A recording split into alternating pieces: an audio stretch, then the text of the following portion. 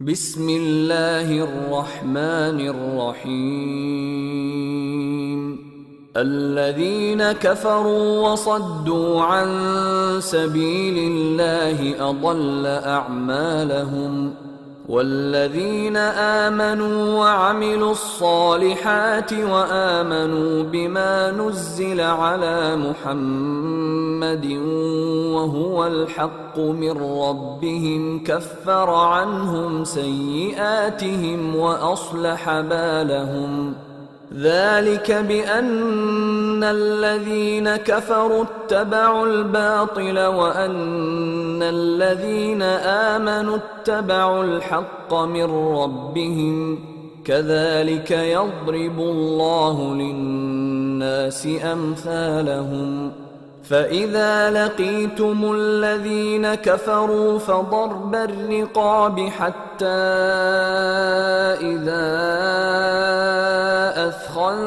أثخنتموهم فشدوا الوثاق فإما منا بعد وإما فداء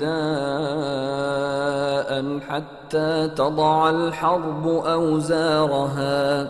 ذلك ولو يشاء الله لانتصر منهم ولكن ليبلو بعضكم ببعض والذين قتلوا في سبيل الله فلن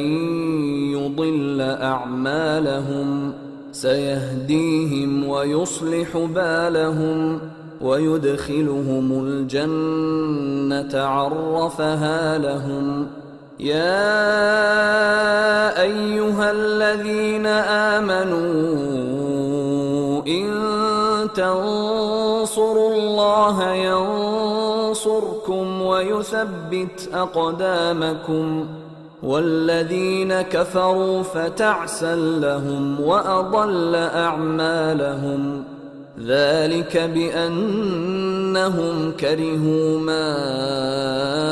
أنزل الله فأحبط أعمالهم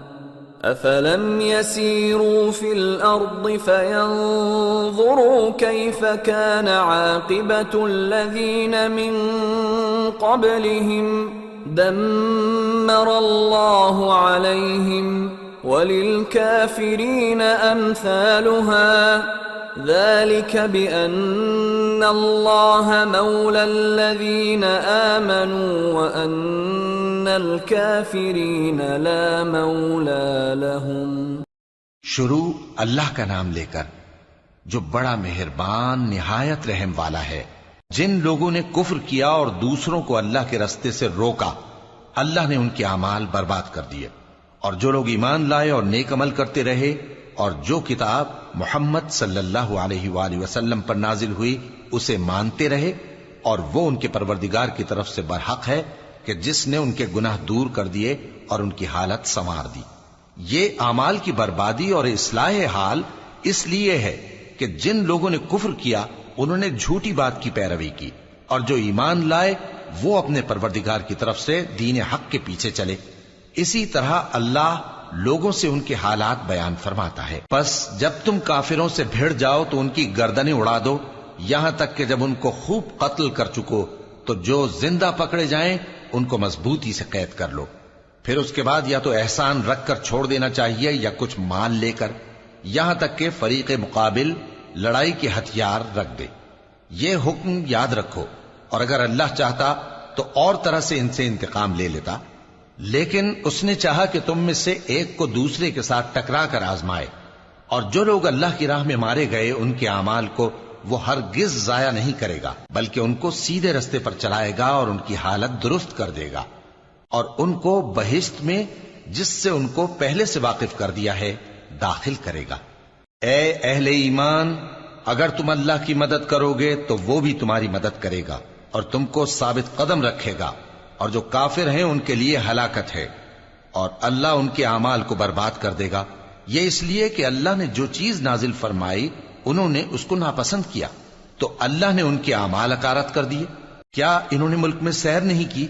ताकि देखते कि जो लोग इनसे पहले थे उनका अंजाम कैसा हुआ। अल्लाह ने उन पर तबाही डाल दी اور اسی طرح کا عذاب ان کافروں کو بھی ہوگا، یہ اس لیے کہ جو مومن ہیں ان کا اللہ کارساز ہے اور کافروں کا کوئی کارساز نہیں۔